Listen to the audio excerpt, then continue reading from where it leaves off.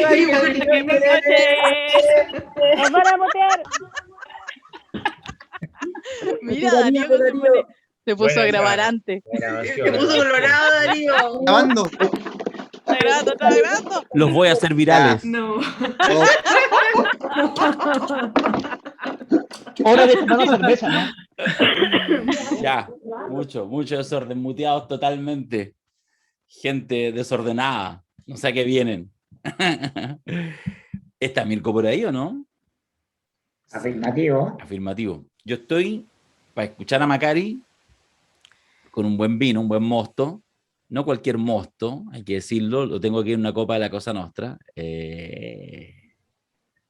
Eso. ¿Ah? Porque a la Ale la puedo escuchar bueno y sano, pero para aguantar a Macari en último turno tengo que ponerle copete. Vamos, déjame hacer un saludo, eso sí, con nuestros amigos y amigas. Aquí estoy viendo Javier, Claudio, Wenulef, Claudio Perla, en fin, Patricia, gracias, Ana Saavedra y compañía, Ana María, Gastón, maravilloso tenerlos ahí siempre, así que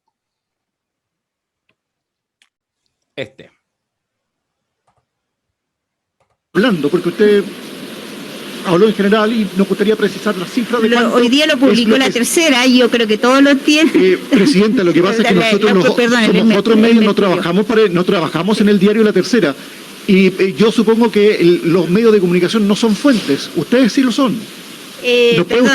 Fue publicado en la mañana muy temprano, ya estaba en el Mercurio, estaba el oficio, está toda la información, revísenla y ahí la van a encontrar. Así que en ese sentido se lo agradecemos. Yo entiendo que a partir de ahora no vamos a reportear a través de los diarios, le preguntamos directamente a ustedes que son los dirigentes de la convención. ¿Nos pueden ustedes dar las cifras? Y esa es la razón por la cual venimos a explicar. ¿Nos pueden confirmar las cifras, por favor? Miren eso, miren ahí. No podemos reportear por lo que dicen los diarios. Gracias. Un poco de calma, yo creo que es importante no entrar en el diálogo bilateral, esto es un punto de prensa, no un seminario.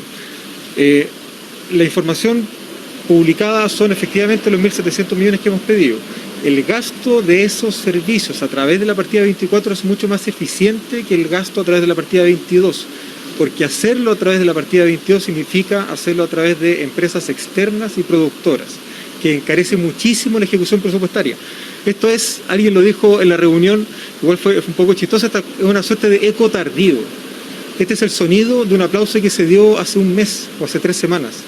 Y nosotros lo dijimos, cuando transitemos de este modo de ejecución presupuestaria al siguiente, vamos a terminar con las productoras y vamos a traspasar todos estos gastos para que sean responsabilidad de cada constituyente. Ahí está, compañero. Bájelo nomás, voy a subir mi presentación ahora, que siempre es un tema para un momento para mí. Le contaba a Mirko que estuve hace un rato atrás, unas horas atrás, revisando algunas grabaciones del año pasado, los seminarios, y era impresionante los cóndores que nos mandamos. Así que esto es una maravilla. Adelante. Hemos evolucionado. Yo creo que ese video deja muy claro lo que vamos a tratar de graficar acá, esta dupla que representa de manera, yo creo, muy contundente el poder de la convención, y aquí radica ese poder, ¿no? La presidenta y el vicepresidente, que según nos describen desde dentro, son como una suerte de reina con su primer ministro. ¿Por qué les quise mostrar el video? Porque evidentemente Elisa Loncón, que en general tiene un muy buen desempeño de tono frente a la prensa en materia muy importante, aquí la cagó. No puede referirle a un periodista que está, y lo decía Alejandra Mato, un periodista informativo que está apostado por un medio de comunicación, una radio, un canal de televisión, lo que sea. No puede decir que la fuente de autoridad para la existencia de la noticia son los diarios de la competencia de la mañana. Es como decir, bueno, el órgano oficial de la convención, infórmense por ahí, el diario La Tercera. Se moriría Mr. Wolf en Twitter si le dijeran que Elisa Loncón lo que está diciendo es que el Mercurio y La Tercera son los que mejor cubren la convención. Eso es lo que está diciendo ella. La cagó. No, porque no entiende, ese es el punto de lo que tratamos de hablar con Alematu, la lógica de funcionamiento de los medios. Los medios son todos distintos entre sí y los formatos que hace cada medio, la prensa escrita, el diario que sale en la mañana, el medio digital que va publicando en redes sociales las cosas, la radio necesita una cuña. La radio no necesita una versión impresa de un diario, no le sirve. Necesita una autoridad que frente a un tema diga algo. La televisión necesita la cuña con la imagen de la persona diciendo la cuña. Es una necesidad del modo de producción de noticias, de su estructura más allá de las líneas. Bueno, se equivoca, pero no tiene por qué saberlo, por eso, para mostrar que hay cosas que no sabe. Y se va corriendo ella, porque está pillada. El periodista le pregunta, oiga, pero no me va a referir al diario de la mañana para decirme, dígame usted, le estoy preguntando a usted. Rutina periodística clásica. Esto ocurre en todos los frentes y por eso que todas las autoridades tienen equipos de prensa para saber qué contestar en ese minuto. No los tienen en la comisión y llama a Baza, ¿no? En todo aquello que no tengo opinión propia, hago mía la opinión del Mercurio, decía Jaime Guzmán. Bueno, en todo aquello que yo no sé muy bien, no comprendo y no sé explicar, se los va a explicar Jaime Baza, ¿no? Como hace el ministro París con la doctora Daza. Pero este es un hecho político, si eso es lo relevante. Eso es lo interesante de entender. Cómo ella se refugia en Baza respecto de aquello que no entiende. ¿Por qué hablamos de la reina y el primer ministro?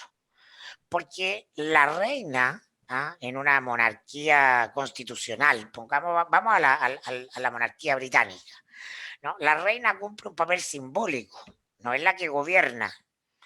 El gobierno está, el ejercicio diario del poder político concreto, en la lucha política está en el primer ministro, que es alguien que tiene que saber al detalle las cosas de política, pero la reina cumple una función política de otra naturaleza, que es básicamente simbólica.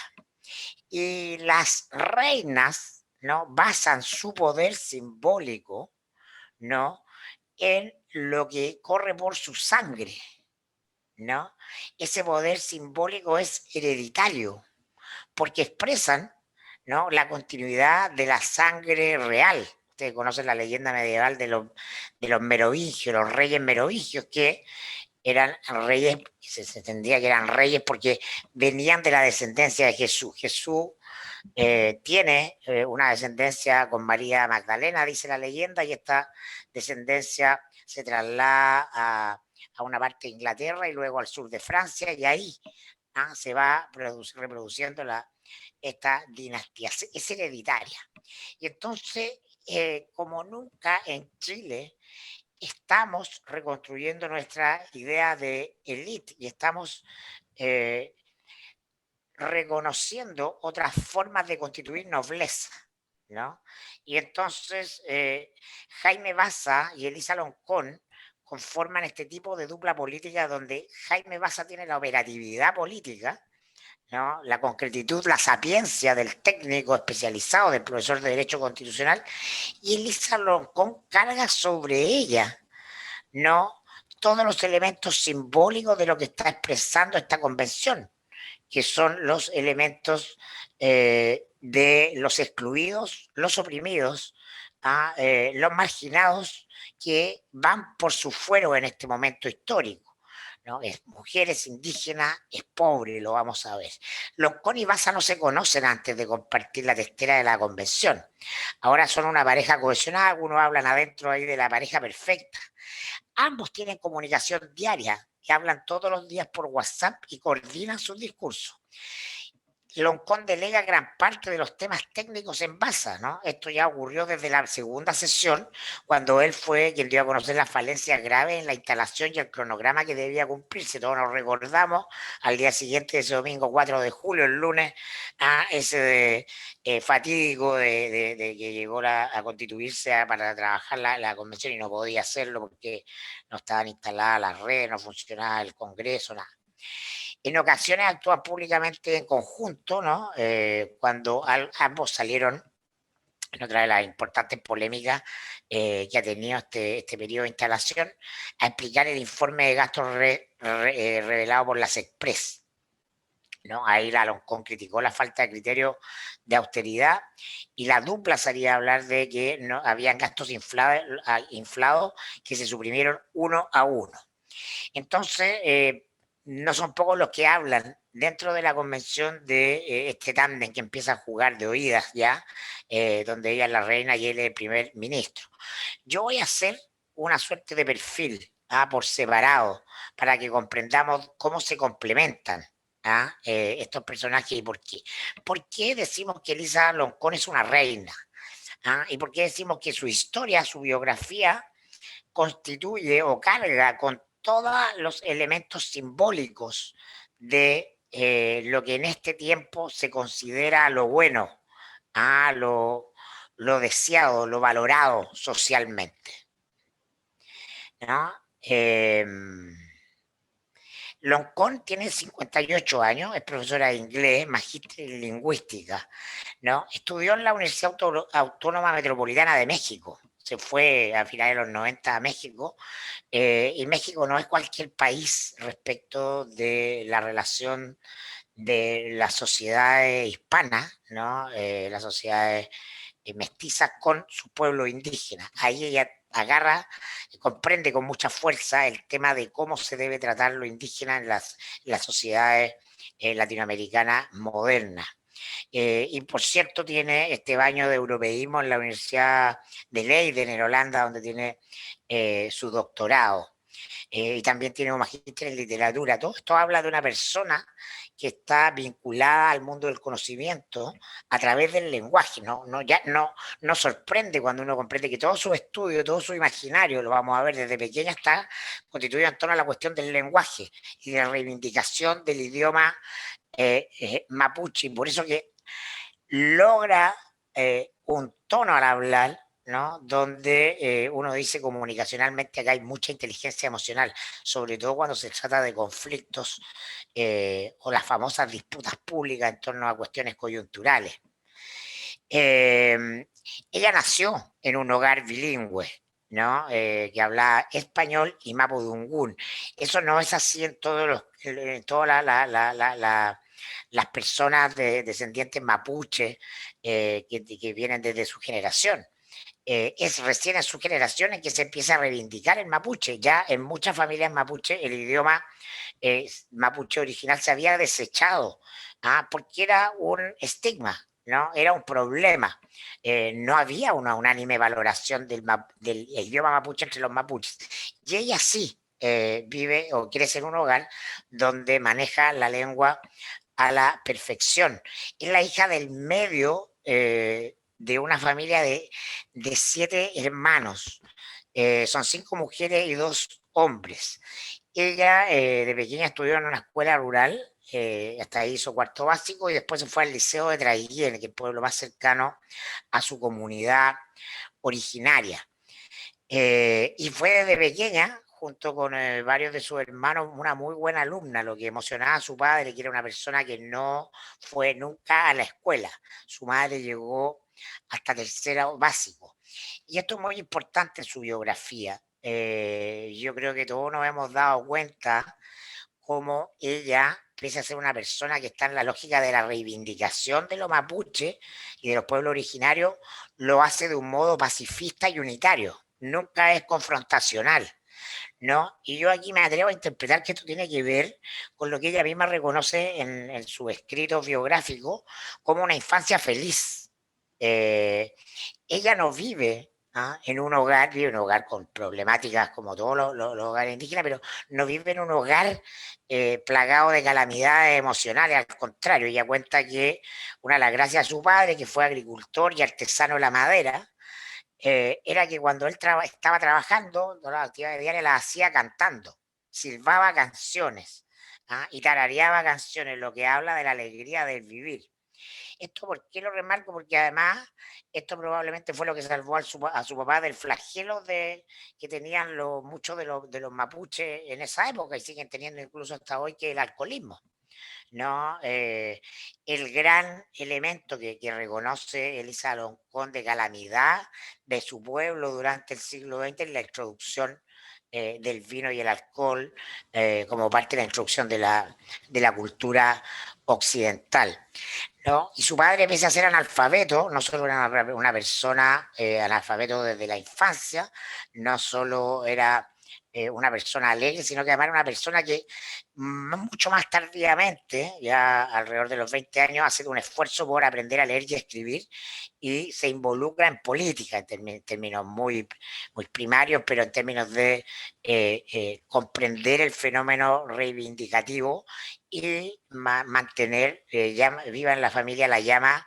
del orgullo de ser indígena, de ser mapuche, que en esa época no era una cuestión tampoco habitual entre todos los mapuches, como uno podría verlo hoy día, que aparece como evidentemente una cuestión. En esa época, estoy hablando de los 70, en plena dictadura militar, más pequeño, en los 60, 70, no era así. Dice ella de su padre, que era una persona muy libre y no conoció la humillación de ser mapuche en la escuela justamente porque nunca fue a la escuela. Ella, mira, de alguna manera nosotros decimos, bueno que cualquier niño mapuche vaya a la escuela, y dice, no, justamente en la escuela es donde un mapuche sufre más humillación, ¿no? Del sistema y de sus propios pares o compañeros. Y él se salvó, dice ella, de eso. En cuarto medio fue la única alumna mapuche de su curso. Y tenía siempre clara la meta que quería llegar a la universidad. Para eso, aunque ella tenía una familia con 6 hermanos, 7 más ella y sus 2 padres, era una familia extendida. Su padre ayudaba a mucha gente, tenía un hijo adoptivo. Y este hijo adoptivo le ayudó comprando el diario, los diarios de fin de semana, que antes traían los facsímiles para dar las pruebas, ¿se acuerdan? Bueno, este hermano putativo le ayudó comprándole los facsímiles y ella se preparó, ¿no? Se fue a dedo a Temuco cuando dio la prueba de aptitud académica y vivió en un hogar mixto para estudiantes indígenas. Era de este tipo de hogares que fueron creados en el tiempo de la Unidad Popular. En esa época ella recuerda y dice, aprendí a alcanzar lo imposible. Participó después en las protestas contra la dictadura, fue amenazada de la expulsión de la universidad y militaba ella en un colectivo mapuche que se llama ADMAPU, donde uno de los temas centrales ya entonces era la reivindicación del idioma mapuche, que estaba muy extraviado y muy perdido. Solo algunos viejos lo manejaban, y estos pocos viejos se sorprendían de que algunos jóvenes empezaran a reivindicar el tema del idioma que estaba relativamente perdido. Este colectivo Mapu fue cercano al PS, sin embargo nunca fue una militante en forma. En esta época ya también se vincula el tema de la expresión artística, ¿no? Trabaja en este colectivo Mapu en la creación de obras de teatro en idioma mapudungún. Estudió con crédito fiscal y a los 22 años se tituló de profesora de inglés. ¿Por qué el inglés? Porque ella ya había escuchado el inglés había venido y no era tan ausente en la zona, porque había venido de mano de los evangélicos que llegaron de Estados Unidos a esa zona. La iglesia evangélica, saben ustedes, tiene fuerte presencia también en el pueblo mapuche, porque llegaron en los 60 pastores evangélicos a propagar esa tradición religiosa. A comienzos de los 90, Elisa Loncón participó en la creación de la bandera mapuche que se conoce en la actualidad. También conoce ahí a gente de la UNESCO, ya un antropólogo italiano que le ayuda a vincularse con la Agencia de Cooperación Italiana. Con él escribe su primer libro. Y se vincula a lo que va a ser después un elemento muy creciente ya con fuerza a partir de los 2000, que es el interés global por las culturas aborígenes y los apoyos económicos que eso significa. Hoy día eso es evidente, pero en esa época era una cuestión muy particular, que ella tiene la suerte de conectarse con este personaje y con eso entra a un circuito, ¿no?, de cooperación extranjera. Trabaja en proyectos intermitentes para el Ministerio de Educación, también en la Universidad de la Frontera, donde la despiden estando embarazada.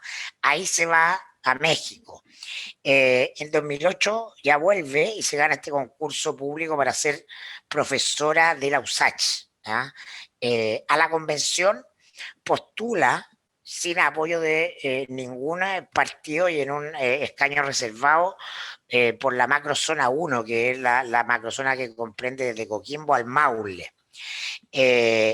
Acá hay un primer elemento de conflicto que ustedes lo pueden ver en el día 4 de julio, se manifiesta en el hecho de que lo que decía la Alejandra, ¿no? Los pueblos indígenas del norte de Chile levantan una candidatura con apoyo del el PC, la de la Isabel Godoy, y la Godoy recibe el apoyo de Natividad Yanquileo, que es mapuche. Y entonces, oye, ¿por qué Yanquileo están divididos los mapuches? Sí, pues, ¿no? La Natividad Yanquileo acusa o ve o desconfía de Loncón porque la siente vinculada al PPD, porque el hermano de la Elisa Loncón, Lautaro Loncón, es una persona ligada al PPD. Ella dijo entonces, las críticas que me hacen son patriarcales, porque las mujeres estamos cansadas que nos definan como la pareja de, la hija de o la hermana de. Y en este caso se hace precisamente eso. Se me define a propósito de mi hermano. Cuesta mucho entender que una mujer tenga voz propia y autónoma y que no sea definida por otra persona.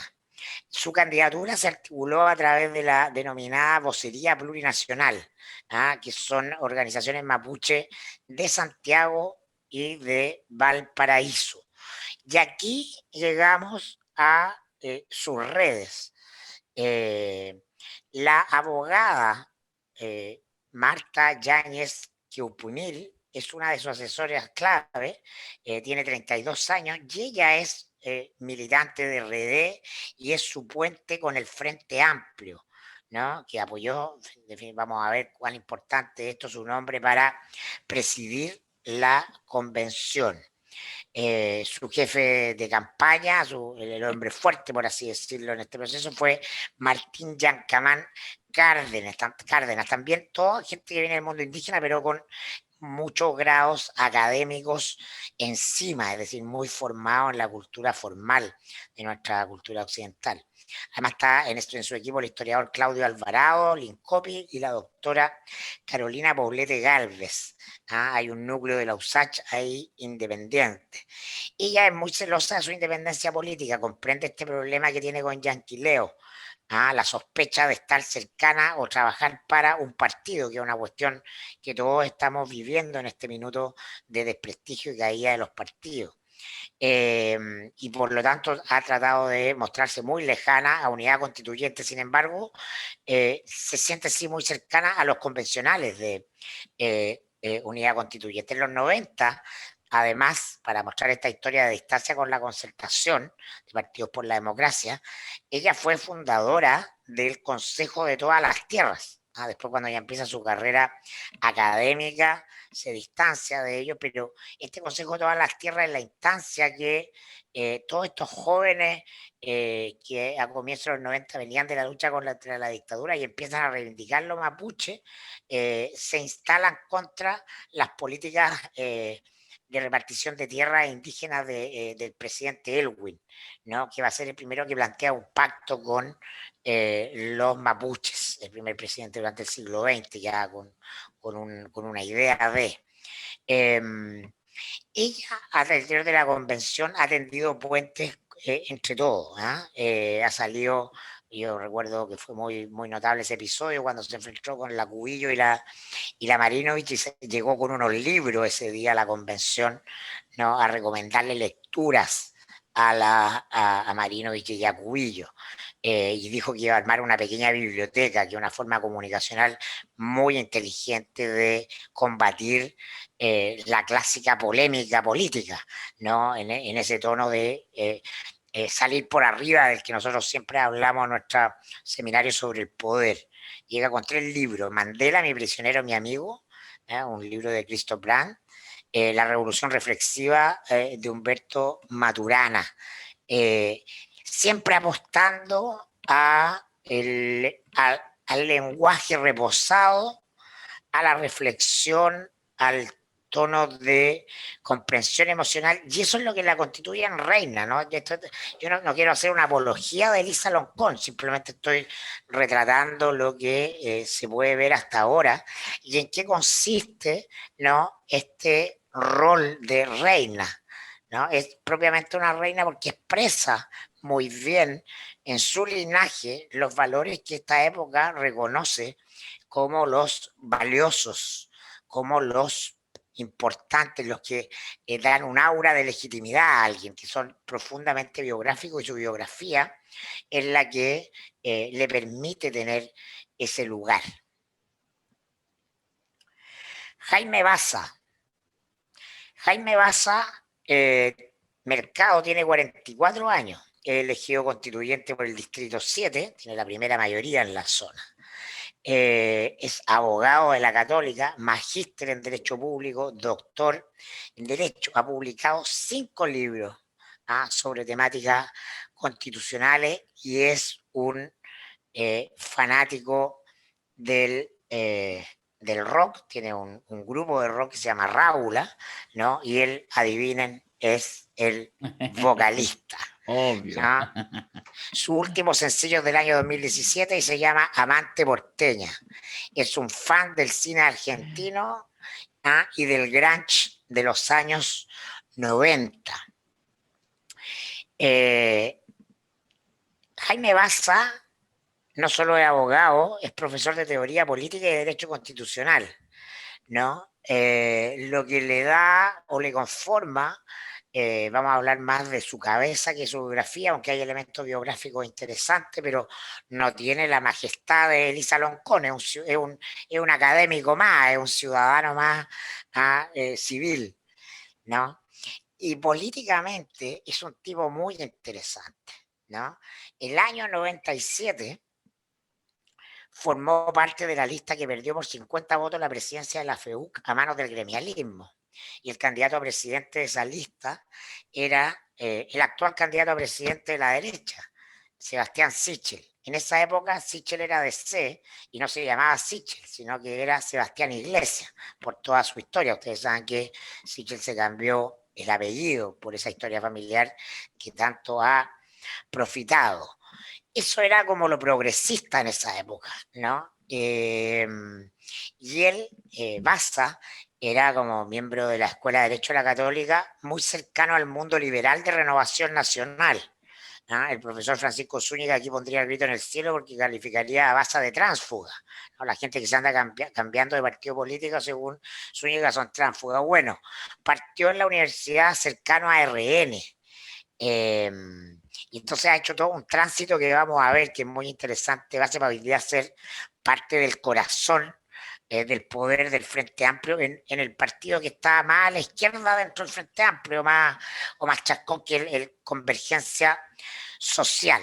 En ese minuto en la Facultad de Derecho fue ayudante de Óscar Godoy Alcayaga, ¿no? Óscar Godoy era como un militante de Renovación Nacional que era parte de lo que se llamaban los liberales, que era un grupo minoritario al que siempre pasaban muy por encima, y a ese mismo grupo pertenecía Sebastián Piñera en los orígenes de RN, porque justamente Piñera venía de la democracia cristiana. De hecho, Godoy fue embajador de Piñera en Italia, en Roma, durante su primer mandato. Ahora está en Eópolis. Yo conocí el departamento de Óscar Godoy, un aristócrata, ahí en el, ¿cómo se llama? En el Parque Forestal, con unos muebles Luis XVI, pero se mueren, pura elegancia. Dice Baza de esa época: siempre fui buen estudiante, pero nunca fui buen alumno. Me iba bien con las notas, pero tuve un lado desordenado. ¿Cuándo empieza a hacer este tránsito político Jaime Baza? Comienza luego de titularse en el año 2002, donde se va a hacer un magíster en Derecho Público a la Universidad de Chile, ¿no? Ahí empieza a virar hacia la izquierda, como podríamos decir, a doblar hacia la izquierda. Lo decisivo de este proceso de cambio político de Baza está en un doctorado que él se va a hacer el año 2004 a Barcelona, ¿no? Fue con varios chilenos y él fue el único que lo terminó. En este doctorado, durante este doctorado en Barcelona, Bassa trabajó de cupier, ¿no? Trabajó en un casino y además trabajó de nochero, ¿no? En hoteles, en hostales. Él fue el único que lo terminó. ¿Y qué fue lo relevante políticamente? Que cuando los profesores le decían, oiga, ¿y usted de dónde viene? Bueno, yo vengo de Chile. Ah, ¿y usted viene a estudiar Derecho Constitucional acá? Sí, sí, quiero aprender el Derecho Constitucional. Bueno, pero usted dice que están en democracia, pero tienen la Constitución de Pinochet. Explíqueme eso, señor Bassa, le decían los profesores. Y ahí el tipo empezó a comprender la rareza de esto de estar en esta democracia que era, se autodefinía como un ejemplo para todo el mundo, la transición más exitosa, y el marco que la definía era la Constitución de Pinochet. Bassa regresa a Chile el año 2006, en plena revolución pingüina, ¿no? Como profesor de la Universidad de Viña del Mar. En esa época, luego el 2011, perdón, cuando estalla la movilización estudiantil, él ya es profesor de la Universidad de Valparaíso, hasta donde hoy constituye su principal referente académico y grupo de poder. En esta época, en la Universidad de Valparaíso, él se hace muy amigo del actual contralor, de Jorge Bermúdez. Y aquí empieza a aparecer un Bassa político lleno de redes, ¿no? Lleno de redes transversales que hablan de su carácter precisamente transversal. Una persona que es capaz de conversar con todos los mundos porque los tiene a todos en su memoria histórica, ¿no? En las elecciones del 2013, él vota por Bachelet y participa de la campaña Marca tu voto. En Marca tu voto se encuentra con, vamos a ver después lo importante que es don Fernando Atria. Vamos a hablar un rato de Atria al final. Obviamente con Giorgio Jackson y Gabriel Boric y también con Javiera Parada, que está en el corazón del bacheletismo. De hecho, Parada fue nombrada agregada cultural de Chile en Nueva York en el gobierno de su tía política, digo, porque muy amiga de su madre, ¿no? Y ahí comienzan a construir estas redes políticas. También conoce ahí a Pedro Lemebel, y con el Lemebel se conecta a la comunidad LGTBI, que es un mundo que también se le abre y que va confirmando su construcción liberal, porque él viene de un mundo más bien vinculado culturalmente, bueno, a la Universidad Católica, que es otra cosa. Y aquí el año 2015, si ustedes se acuerdan, Ricardo Lagos, ya estaba el Marca tu voto, ya estaba el proceso constituyente que terminaría fracasado de Michelle Bachelet, pero lo constitucional empieza a ser un tema y Ricardo Lagos decide que va a repostular, va a armar una operación para repostular, y él lo hace a través justamente del tema constitucional, que como contaba Zúñiga siempre le obsesionaba a Lagos. De hecho, la constitución del 80 que vamos a dar por terminada no es la constitución de Pinochet, es formalmente la constitución del presidente Lagos. La constitución del 80 está firmada jurídicamente por Ricardo Lagos y su ministro del Interior, Francisco Vidal, ¿no? Y entonces acá vuelve a ampliar su red política y entra con todo el mundo de la concertación. Ahí en ese grupo de Tu Constitución está Francisco Zúñiga, justamente, Jorge Correa, Patricio Zapata, que postuló sin éxito a la convención.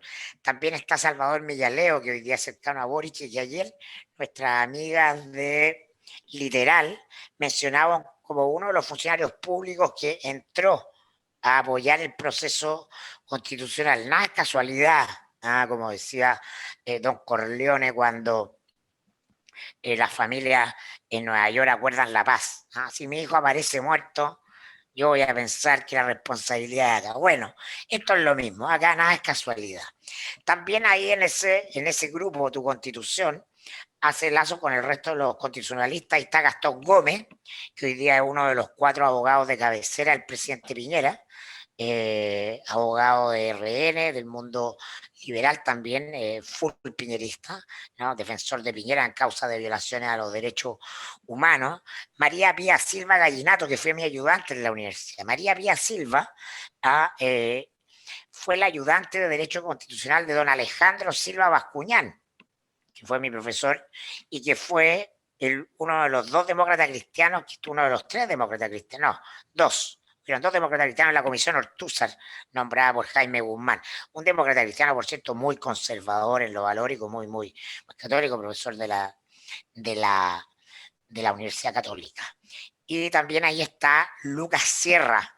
Lucas Sierra es como uno de los factotum del Centro de Estudios Públicos, ¿no? Este centro de estudios que financian todos los grandes magnates del empresariado chileno, cuya cabeza fue en algún tiempo Eleodoro Mate Larraín. Hoy día tiene un sistema de financiamiento un poco distinto. Lucas Sierra está casado, está emparejado, no sé el vínculo formal con la editora de domingo de La Tercera, ¿no? Ustedes leen el día domingo La Tercera y todo lo que aparece ahí, incluida las columnas de Matamala y Contardo, ha sido previamente leído y aprobado por esta editora, se me olvidó el nombre de esta chiquilla con tanto nombre acá dando vueltas. Bueno, Enmarca tu voto también tiene conexión con otros dirigentes del Frente Amplio, ¿no? Y desde ahí ya viene asesorando a los diputados de la bancada estudiantil. Acordémonos que el 2000, María José Urchea, así se llama la editora de domingo de La Tercera, la José Urchea. Y ahí Baza empieza a asesorar a los diputados del Frente Amplio. En ese periodo, ¿se acuerdan? En el 2014 hay 3 diputados frente amplistas, Jackson, Boric y Vlado Mirosevic, solo 3. Después del 2018 ellos amplían de 3 a 20 y va a asesorar al senador Ignacio Latorre, ¿no? Su pareja, que es abogada también fue asesora de Latorre y hoy día es la jefa jurídica de la Municipalidad de Viña en manos de Macarena Ripamonti, también del Frente Amplio. En julio del 2018, la primera momento en que Baza se hace conocido, cuando lo invitan a la Comisión de Defensa de la Cámara y él va sin corbata. Y entonces unos diputados hacen un mini escandalillo porque él va sin corbata y él les dice, no sé qué pueda agregar la corbata a lo que ya soy, ¿no? Destacando que es doctor en Derecho. Esto es bien paradójico, ¿eh? En este acercamiento al Frente Amplio fue bien decisivo Jorge Sharp, actual alcalde de Valparaíso, con quien se está hoy día bastante distanciado. Cuando se votó la controvertida norma de los 2/3 en la Comisión de Reglamento, inmediatamente comenzaron las críticas, especialmente a Fernando Atria en redes, por haber votado en la misma dirección de los convencionales de derecha. En ese minuto, Cristian Viera y Amaya Álvarez, dos de los más cercanos a Baza en la convención, defendieron también a Atria vía Twitter. Y eso es por algo, ¿eh? Es porque finalmente detrás de la dupla Baza-Loncón está este grupo fáctico no reconocido ni articulado como tal, esa es la gracia de los fácticos, que es este grupo de abogados, todos profesores de derecho, con posgrado en Derecho Constitucional, constitucionalistas. Vamos a ver cuán importante es ser constitucionalista cuando se está discutiendo una nueva constitución. Quizás en otros países no es tan importante, en Chile lo es, porque somos un país muy legalista, ¿no? Y entonces existe este núcleo, ¿no? Donde podemos, de constituyentes progresistas, así se denominan, nuestra amiga, la hemos tenido acá más de alguna vez, la Maya Alves, doctora en Derecho, profesora de la Universidad de Concepción, Cristian Vieira, ¿no? Que fue elegido en cupo de C, también de la Universidad de Talca, y a mi juicio probablemente, mañana lo vamos a ver en Los Padrinos Awards, Darío Quiroga, no, a mi juicio, el hombre más importante detrás de la dupla Baza-Loncón, que es Fernando Atria, que si nosotros tuviéramos que fijar a un poder ideológico, no necesariamente un poder articulador, aunque sí lo tiene, pero el cerebro, el que piensa la jugada, ¿no? Es Atria. Y por eso que cuando Atria sale a apoyar los 2/3 contra una parte de la lista del pueblo, contra el Partido Comunista, Vieira, Alves y Baza lo salen a defender. Hay ahí un núcleo importante que vamos a reconocer y que vamos a seguir. Baza recibió en su teléfono todos los enlaces de Twitter donde estaban las críticas a Atria. Y él salió a hablar públicamente en Radio Cooperativa. Está dispuesto a salir a defender a Atria porque entiende que este poder que ellos tienen, que esta dupla tiene, es el poder articulado de un grupo. En términos amplios, es el grupo socialistas, frente amplistas, indígenas, cuota indígena. En las chicas es Atria quien es el primero que empieza a pensar el tema de una constitución no neoliberal. Ha dicho Baza, hay una estrategia comunicacional que de la constituyente permea las redes sociales para poner contra la pared a aquella persona que está siendo funada. ¿Para qué? Para que cambie su voto. Esto no va a pasar. Entonces hay un problema que es la espectacularización de la política. Otra cosa que dijo es para encontrar las definiciones políticas de Jaime hay que ver lo que haga Fernando Atrias. Entre ellos están muy alineados y él siempre lo va a apoyar, tal como pasó esta semana, afirman al interior de la convención. Baza justamente por esta historia es quien ha logrado tender puentes para hacer algo que está siendo muy importante, que es romper a la derecha, ¿no? Sus vínculos son con Enlanra Raíz Mate y con Cristian Bonkever. De hecho, la Raíz Mate encabeza una declaración de 17 de los 37 miembros de la bancada de la derecha en la convención, donde hace un gesto no menor al reconocimiento de los pueblos indígenas. Y eso probablemente es algo que está articulado con Baza. Algunas definiciones de Baza. El problema son los mismos de siempre, no es que estén apernados, no es la sillita musical, no es la corrupción solamente. El gran problema con ellos es que no son capaces de pensar la novedad. Son personas que están formadas, mapeadas, condicionadas por la Constitución del 80, por el actual orden. ¿Cómo le pides tú a una persona privilegiada por el actual orden que piense fuera de él? La novedad tiene que ser pensada por sujetos nuevos, por gente de fuera, no por los mismos de siempre, por una cuestión moral, no porque la gente sea mala o fea o pesada, sino porque queremos una nueva constitución y la única forma de tenerla es con gente que tenga una visión nueva de la sociedad. Yo creo que todos tienen claro que esta nueva constitución, ¿no?, va a tener más o menos lo que hemos denominado los derechos sociales, económicos, sociales y culturales muy reconocidos. Probablemente vamos a tener un decálogo largo de derechos reconocidos, más allá si los vamos a poder ejercer o no.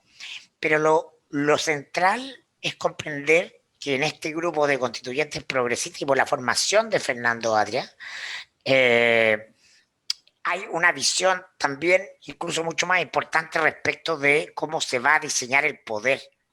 ¿Ah?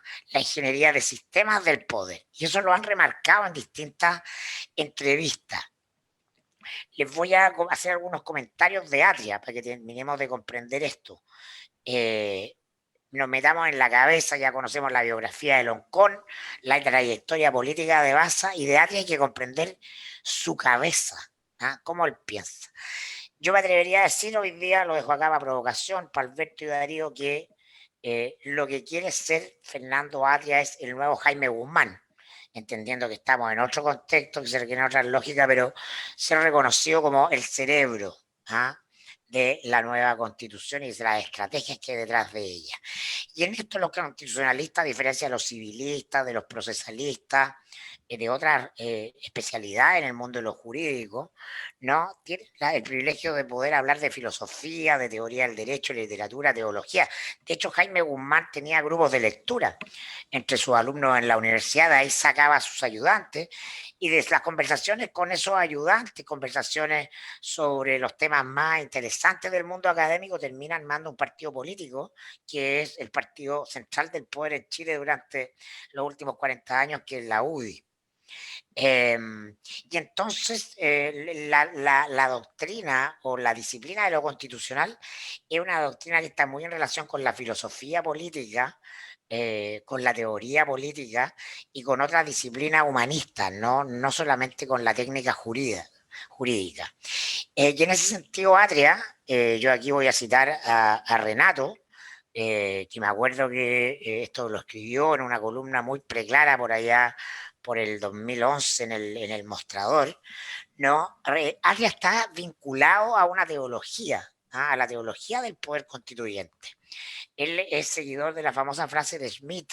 Schmitt es el ideólogo, uno de los ideólogos del nazismo, que dice que los conceptos políticos son conceptos teológicos secularizados, ¿no?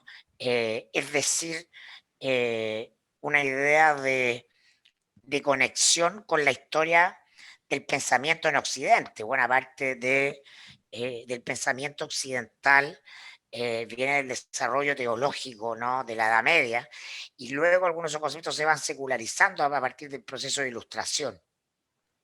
Y en la teoría constitucional, entonces hay teología que está secularizada porque hay ideas del bien, del orden, de lo moral, que están muy, muy metidas en esta cuestión. Y hay un hecho que a Fernando Atria lo marca, ¿no?, que es la toma del año 2009, la famosa toma de la Escuela de Derecho de la Chile, ¿no? Ahí él se empieza a vincular con los estudiantes. Y el primer grupo con el que se vincula, adivinen, quiénes son los estudiantes autonomistas, ¿no? Después ese grupo de los estudiantes autonomistas en la Escuela de Derecho de la Chile se va a transformar en la izquierda autónoma, cuyo líder es Gabriel Boric, ¿no? En ese minuto este mundo levanta las banderas de la educación pública, ¿no? Es la primera gran impugnación que hay al modelo. Ahí, de hecho, publica un libro, Atria, que se llama La mala educación, que fue prologado por Pancho Figueroa, de los autonomistas, ¿se acuerdan? Y Giorgio Jackson, de RD, cuando empiezan a impugnar el orden neoliberal. Y entonces, como decía Garín en esta nota, me acuerdo yo, la literatura de Atria representa cierta izquierda escatológica que no argumentaba en estos términos desde los 60, volviendo a pensar en el derecho y las instituciones como caminos de realización del reino de Dios en la tierra. Esto se vincula con la tradición jesuita latinoamericana y en particular con la teología de la liberación como sistemas de creencia, porque esto es muy notable. Fernando Atria es católico, ¿no? Uno podría decir, pero ¿qué hace un católico liderando, un católico como Jaime Guzmán liderando al mundo progresista que está echando abajo la Constitución del 80? Bueno, Fernando Atria hace un largo viaje por la izquierda, parte en el PS porque es institucionalista, ¿no? Le va mal en cuánta campaña se mete, ¿no? Y esta es la primera campaña exitosa que tiene ya vinculado directamente al Frente Amplio. Pero ahí está esa doble mezcla, la socialista, ¿no?, y el catolicismo progresista. Y esta creencia, Atria, Baza, Loncón, este grupo, son de alguna manera, desde el punto de vista doctrinario y ideológico, la piedra angular de trabajo estratégico y también de construcción de fondo de lo que vamos a ver va a ser la nueva Constitución. Eso sería. Buena. No defraudaste desde mi perspectiva, pero habría que ver qué es lo que opina el respetable, así que yo lo voy a desmutear en este instante. Para hay cosas que no puedo decir porque tú liberas todo y yo no quiero ser objeto de querella. Ya, ahora sí están desmuteados. A ver si hay solamente un silencio. Qué bueno. Análisis Mirko, buena la posesión, Mirko. Chao. Pero aquí yo estaba muy bien. Ser ideólogo hay que usar anteojos. Hay que pensar, hay que pensar.